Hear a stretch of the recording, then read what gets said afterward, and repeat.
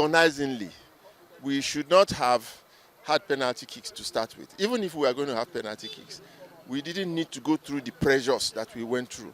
And these were because of the technical changes that, didn't help the team, didn't make the team stronger. Rather, it made the team weaker. And we had to go through that process till the very end.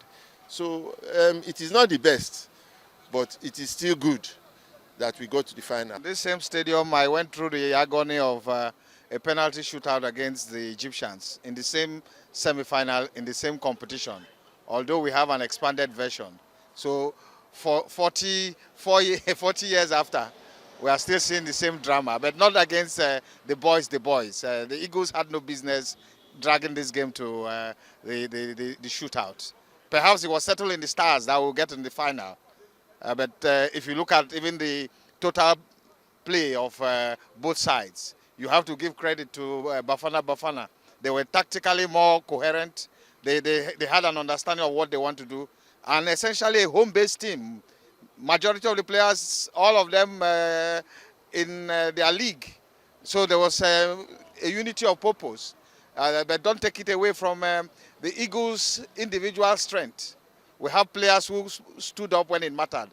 And the luck of the green always goes to those with a sense of diligence. That's what you saw in the shootout. The goalkeeper who had saved 4 kicks didn't have an answer. And so we have to really give ourselves a sense of relief and joy that we are into the final. And the final, back to Abidjan, like it was in 1984. You have to be realistic and be happy for what our boys have achieved. Nobody gave them a chance in this tournament.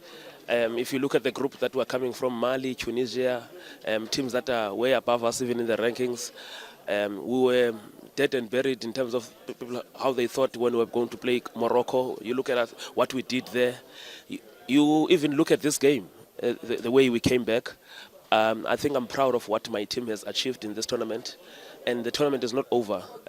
When we leave in Abidjan next week, we must go home with a medal, and there's still a bronze medal to play for.